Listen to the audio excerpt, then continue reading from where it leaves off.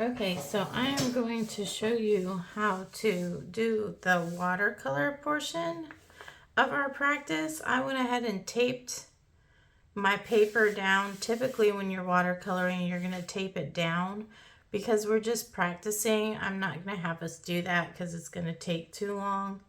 But if you decide to use watercolor on your final, we will tape it to a board. I'm using a binder. That way it's kind of angled because when you're using watercolor, you kind of want the gravity to kind of help you out and help the watercolor travel down a little bit. So you're going to need your paper, your drawing, you're going to need 2 waters. One's going to be for cleaning my brush, one's going to be for painting with. You're going to need a strip of paper. Some of these have drawings on it. It's fine. This is just going to be to test our colors. You're going to need your watercolor paint. You're going to need a lid because this is what we mix the paint on. You're going to need a paper towel for sure. And then some paint brushes. And also, of course, your picture, because you always should be looking at your reference picture so that you kind of know what colors to use.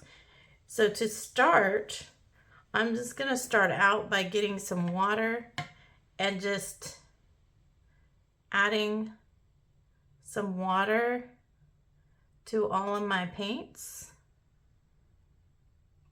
just to kind of wake them up because right now they're dry. Oops. And if that happens where you get it, mix the colors accidentally, you can kind of use a clean brush to kind of clean that out. All right. Now to start, I'm going to kind of look at my picture and see what colors I need. So I need some kind of brown for this horse. There's a lot of yellow in him. So remember we learned to make browns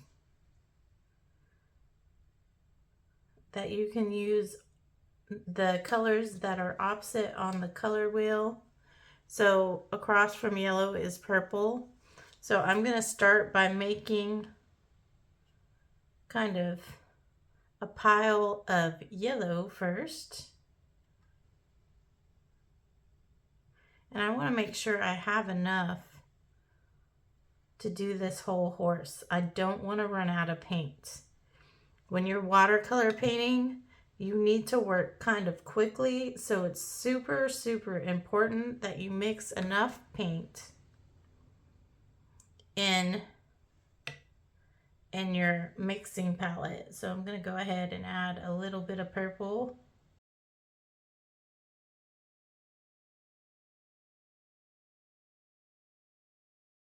This piece of paper is to check your color because sometimes it's hard to tell. I think that's a pretty good starting spot. When watercolor dries, it dries lighter than you think it's going to, so just keep that in mind. So when you're watercoloring, I'm going to start from the top and work my way down. So I am just going to start up here at the top, and I'm basically just getting a base coat, and then I'm just kind of working my way down. I should always have kind of a bead of color on the edge. That's going to keep my watercolor nice and smooth so I don't get like splotches on my painting.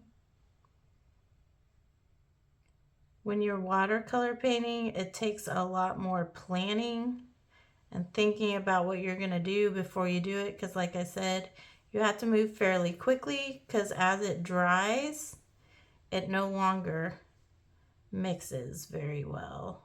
You'll get like lines in your painting.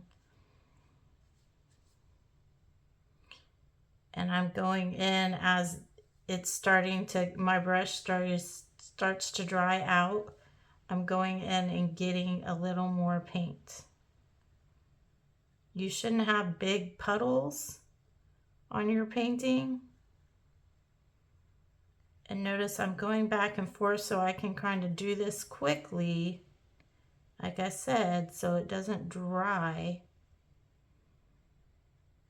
too fast. I'm not going all the way down on his legs because down by the bottom of his legs, there's some white. And you will notice there is no white watercolor. The white, when you're watercoloring, is your paper. So anywhere you see white, you are going to leave that. Don't paint over the white spots. So again, you have to kind of have a plan in your head as you're doing this, because if you paint over the white, you can't get that back.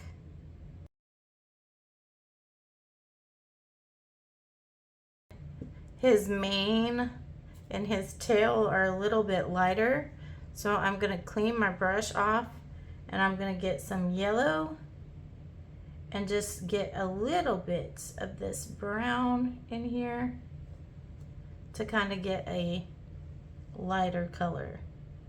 And then I'm going to go into the tail.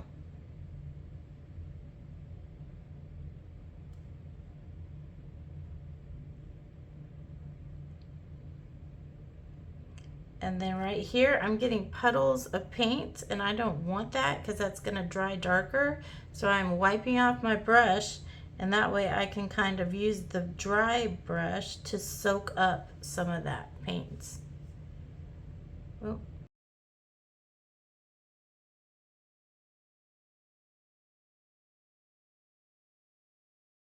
This needs to dry. So a lot of times you're going to have to work on something else while this is drying. There's also a hair dryer that you can use that helps dry it a little faster, but I only have one, so we're not all going to be able to use it at the same time. So I'm going to go ahead and dry this so I can show you how we're going to build up the shading and the dark areas.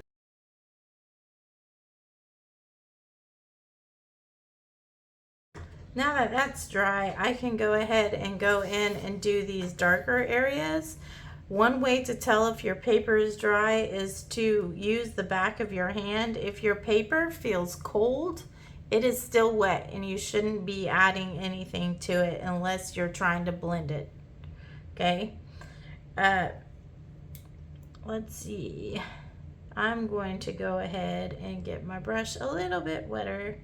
And I'm going to make this brown just a little bit darker by adding a little more purple. I'm going to go to a smaller brush. And I'm getting my brush wet, but I'm also wiping it off because I don't want it to be too wet. And now I'm going to go in and get this darker brown and start going in to the areas where I need to add some shadows.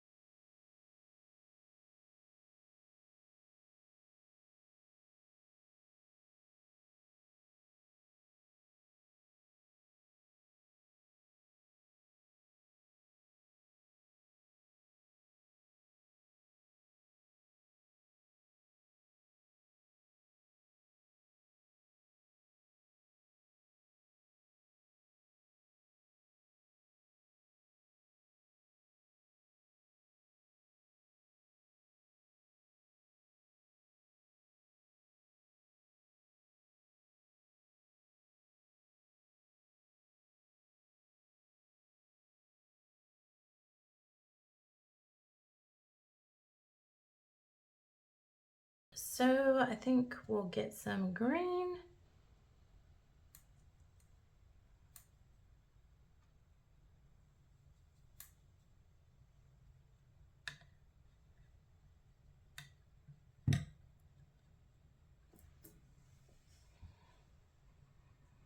And because that green is like really bright, and my grass is not quite that bright, a way to make that green not so bright is to add a little bit of its opposite. So the opposite of green, the complementary, would be red. So I'm going to add a little bit of red in there to kind of dull this green down.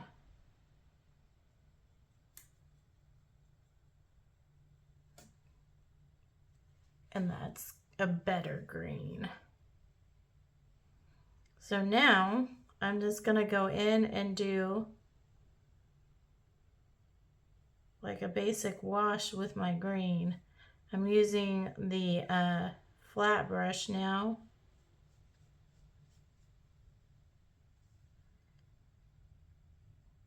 Just because it's going to be a little bit quicker to get everything painted in.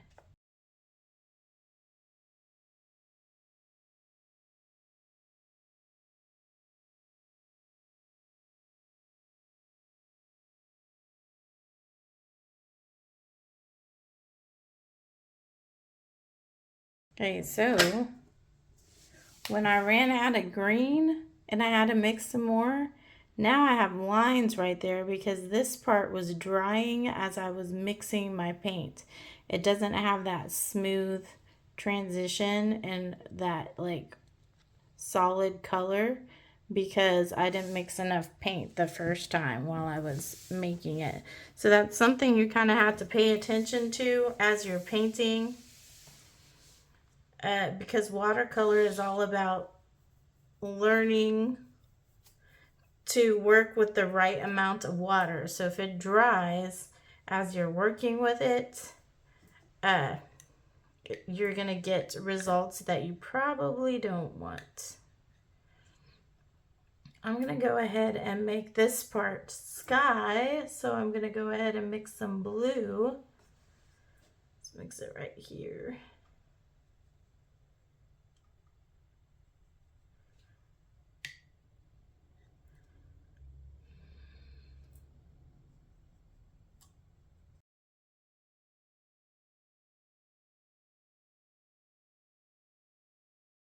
Now when I do the sky, I want to keep in mind that I might want to add some clouds to it. So I think I'll do a wet and wet technique by quickly getting my paper wet only where I want the paint to go.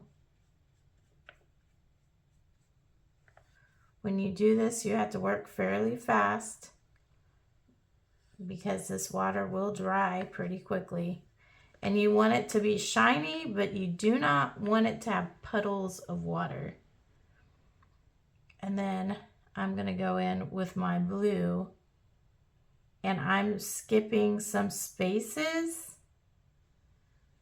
and leaving some spaces white to kind of give the illusion of clouds.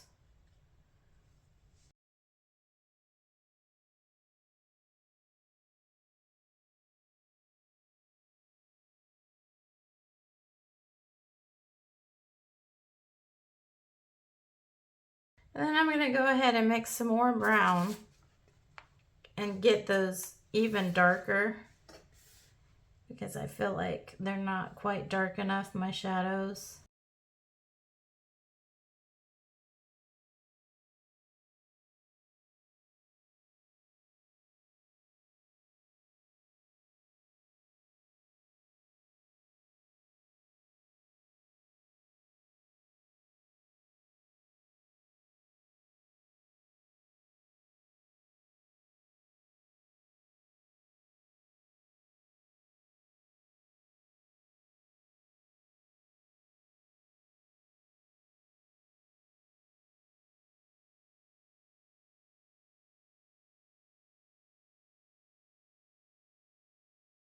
Now I'm going to go in and add some darker shadows to my grass.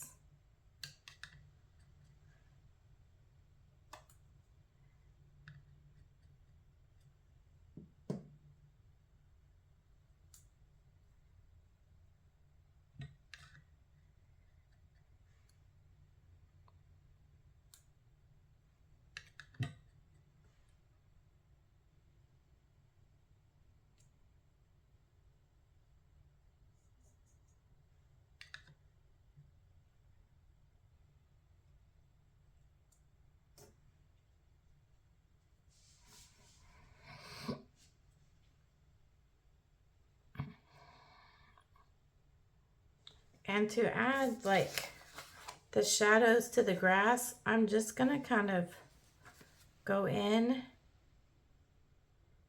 and kind of go up and down.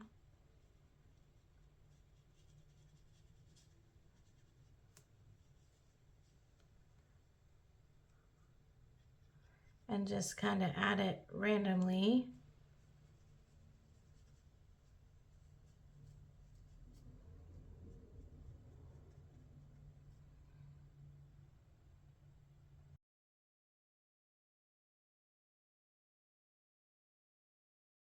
I think I'm going to call that done. I could still do more to this, but I just kind of want you guys to get the idea that you have to work in layers. Everything has to dry before you can add more on top of it. You can't get this shading by painting everything while it's still wet. You've got to let the underneath color dry and then add layers on top of it. Even if I used the same brown and waited for this to dry and just kept painting over it as it dried each time, that'll gradually make your painting darker and add shadows to it. You can also, if you wanted to add finer details, now that this is done, I could wait for it to dry. I can also go in with colored pencils and get like the real fine hairs of the mane and do stuff like that. But I just want you guys to get the idea of working with watercolor, and that you have to work quickly, and you've got to learn to know when your painting is dry enough to add the next layer.